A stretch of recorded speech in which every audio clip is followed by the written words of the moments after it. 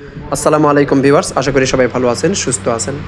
আজকের ভিডিওতে HP pro tower 290G9 পিসি এইটার এসএসডি আমি কিভাবে রিপ্লেস করি বা এসএসডি কিভাবে ইনস্টল করি সেটা দেখাবো, সাথে থাকবেন।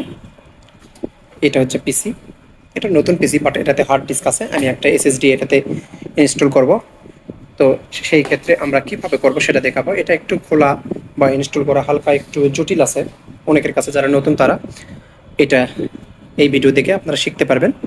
আপনারা খুলে নেবেন, প্রথমে খুলে নেওয়ার পর এখানে একটা স্ক্রু আছে, এটা খুলবেন।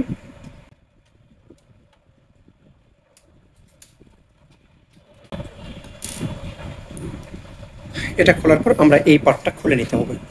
এই পার্টটা খুলবো কিভাবে, আমরা এই পাশ থেকে তুলে নিতে হবে। তার আগে আমরা এটা একটু খুলে নেই, এই পার্টটা খুলবো, কারণ আমরা এই পাশটা কাজ করতে হবে। আমরা এই যে একটা দুইটা তিনটা এই লকগুলো আমরা এখান থেকে খুলে নিব। খুলে নিলাম।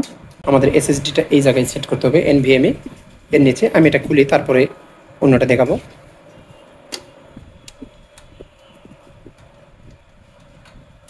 এখানে আমাদের এই দিকটু ঘুরাই নিতে হবে, তাহলে আমাদের এই পাশটা খুলতে হবে। এখান থেকে আমাদের এভাবে তুললে এই পাশটা শেষে যায়, ওইভাবে উঠে যাবে। আচ্ছা, উঠে গেল। তাহলে এখানে আমাদের হার্ড ডিস্ক, তার মানে আমাদের এখানে এই যে স্লট, এখানে আমাদের স্লট, এটা আমাদের স্লট। সুতরাং আমরা এখানে লাগাবো। আমরা একটা এসএসডি নিব, খুলবো এটা। এই যে স্ক্রু আছে, এখানে একটা স্ক্রু,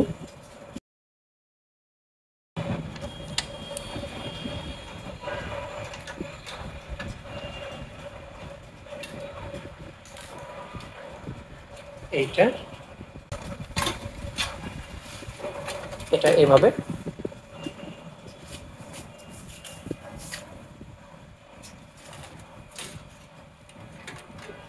এই যে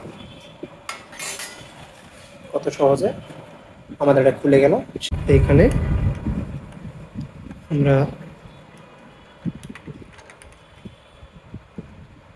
দিয়ে দিলাম, এখানে একটা স্ক্রু দিয়ে আটকায় দিতে হবে। আমাদের এইরকম স্ক্রু ল্যাপটপের থাকে, এই ল্যাপটপের এইরকম স্ক্রুগুলো দিয়েও এখানে আটকে দেওয়া যায়। তাহলে আমরা আটকে দিব। এরকম একটা ছোট স্ক্রু নিব,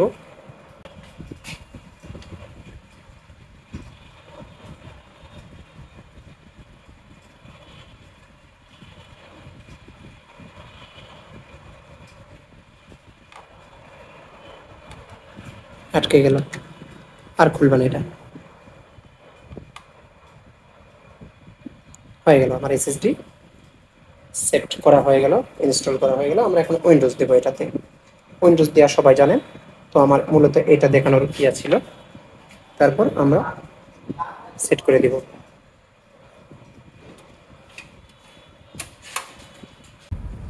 তারপরে আমরা এটা এখানে থাকলো, আমরা এসএসডি লাগাই নিলাম। এখন আমরা এইটা লাগাই নিব। আগে এই পাশটা লাগিয়ে নিব।